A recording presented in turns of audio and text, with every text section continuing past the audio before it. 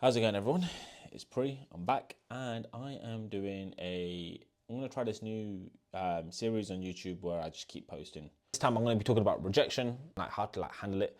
I had a message come in my DM and someone basically asked the question, Pri, I'm going through this difficult situation. I was trying to get to know this person and I've been rejected and it hurts. It sucks.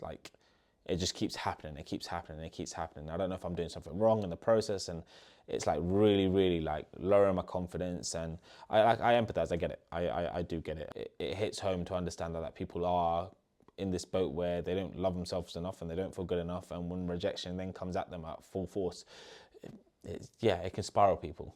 And if we look at rejection from a number of capacities, whether it's in the work environment or whether you're in a relationship and then the person has left you, that's another form of rejection. That feeling can hurt, but it's how you work around it and how you look at yourself on the back end of it, which can be the biggest game changer. So essentially on this video right now, I'm basically going to talk about my way of looking at rejection and handling rejection moving forward. And hopefully that gives you a few tips or it plants a few seeds in regards to what you can do if you're in this situation right now. But before I go any further, I just want to ask, if you haven't already, and you're a fan of this unfiltered nature that I bring to every video that I upload, could you please like, comment, and subscribe? More importantly, subscribe. It just helps me, right? Every YouTuber is going to tell you this right now. More subscribers means that we can build a bigger audience. The bigger audience we build when it comes to the podcast and saying, oh, damn, you've got that many subscribers. Cool, we definitely want to get involved.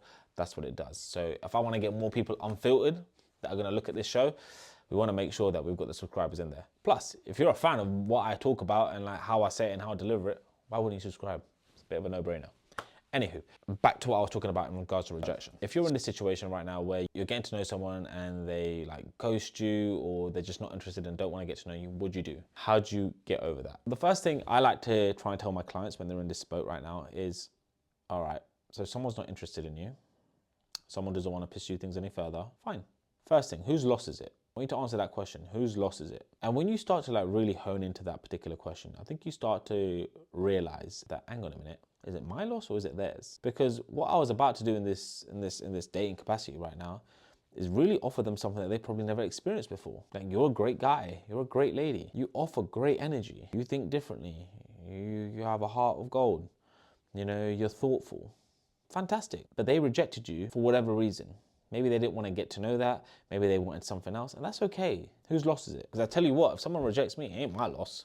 End of the day, I know what I bring to the table. I know what I'm gonna serve up. I know the energy I bring. I feel like I'm a great guy, I'm not trying to be big-headed. I do feel like I'm a great guy. I'll admit I'm not the best of guys. I have my flaws, but I'm working on it. But respectfully, it ain't gonna be everyone's cup of tea, and that's totally cool. Someone's not gonna like this kind of haircut or the beard or the style or the way I speak or the way I talk or whatever. It is what it is. That's totally fine. I'm cool with that. I'm cool with that because I love myself to know that I'm not gonna please everyone, and that's totally fine.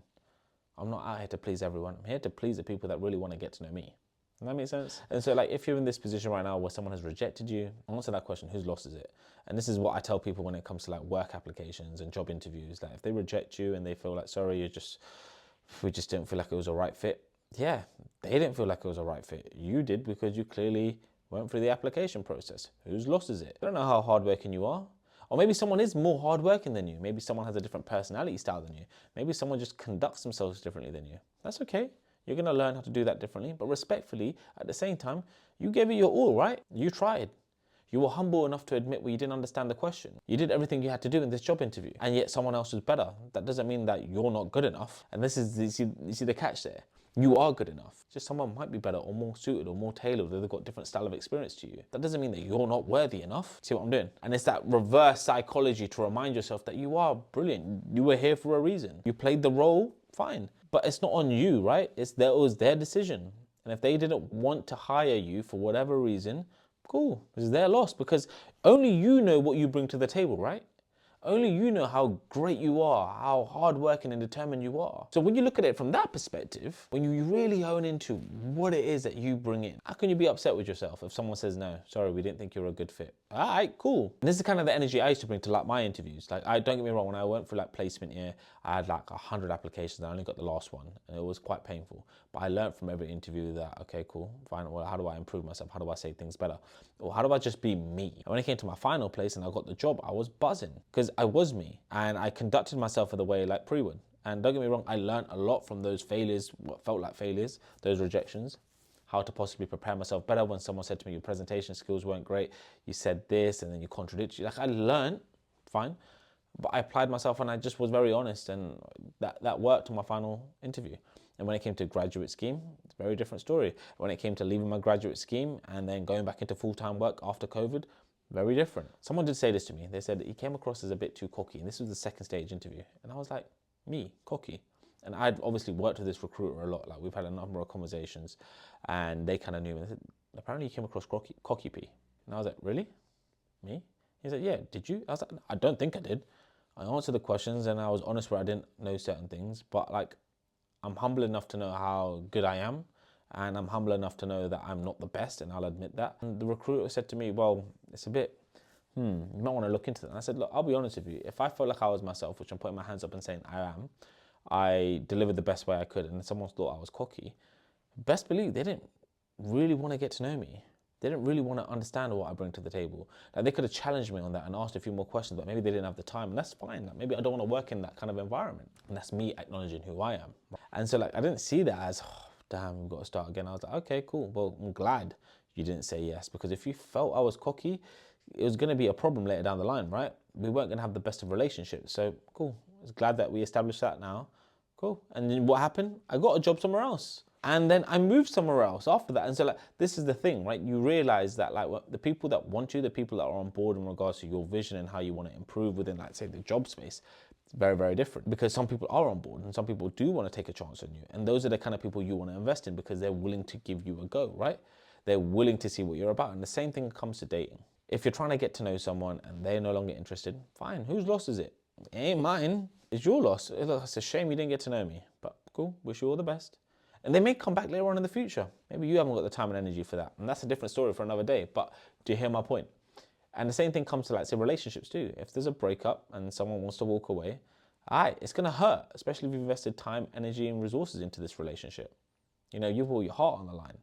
If you listen to, like, some of my other episodes, this is why you should subscribe. But like my other episodes where I've spoken with Prash about divorce, and Jigna where I've spoken about divorce and heartbreaks in general. I've spoken with Rav and Dalari, and I've had, like, some great guests, and we've gone into, like, deep conversations around this. You begin to realize that, like, we all go through this kind of stuff, and it's how we bounce back is very important. Once you acknowledge who you are and what you bring to the table, kind of no one can bring you down. And that's not to sound arrogant. That's just to be humble enough to know the fact that you ain't going to be everyone's cup of tea, and that's okay. And someone might want something else, or someone might not like what you bring anymore, and that's cool. It's not cool if you've invested time and energy, but that's life, right? Like, do you really want to be with someone who doesn't really value you, doesn't appreciate you, doesn't want to spend more time with you and get to know you? I know I wouldn't. So why are you? So when I start deepening it from that perspective, when I start looking at it from that angle, it just gets me thinking, if you're struggling with rejection right now, it tells me one of the biggest problems that you have, or let's not call it a problem, one of the biggest challenges you have right now is that you don't love yourself enough to acknowledge who you are and what you bring to the table. And maybe, hear me out, just maybe, it's worth booking in a call with me, where either we do the Unfiltered coaching experience, or we look at other ways of possibly working together. But I would highly recommend, like, reaching out and just chatting to me and seeing whether or not we could find a way of helping you no longer feel this way. Because best believe, I'm not saying that I'm 100% always loving myself. I'm not 100% always feeling good enough. I'm not 100% always feeling worthy enough, but I'm a lot more higher than I once was. And that's a very, very different energy, because when I bring that out, boy, am I feeling unstoppable. Like, I'm comfortable being single. I'm comfortable, like, doing what I've got to do at this moment in time. I'm comfortable accepting the fact that she might not like me, or they may not want to take me on board, or that client might say no. And, like, it is what it is. It's not a reflection on me. They might have an opinion on me, but that's no factual evidence towards it. Like, I'm trying my best, and if someone doesn't want to respect that, that's on them, right? So the same thing kind of just gets put into, like, this whole concept around rejection. So I just want to throw it back at you again. If something is coming up and you're feeling, oh, man, it'd be great to just explore that a little bit more with Pri, jump on my website, www.unfilteredcoaching.com. The link's in the bio below, and let's have a chat. Let's have a conversation. Let's get you unfiltered, and let's see if we can start to find out what your real triggers are, what you're really upset about, where this not good enough feeling is coming from, and see if we can drop some pennies for you and get you thinking a little bit differently up here, shifting that mindset so you can come back, be like the best version of you. Anyway, if you like this kind of video, you know what to do. Like, comment, and subscribe. Again, it goes a long way. Really, really appreciate it. And yeah, if there's anything else you'd like me to talk about in particular, you know what to do. Let me know so I can always come up on camera and have that conversation. But yeah, I'm going to end it there. It's been your boy Pre, and I'm signing out. Peace.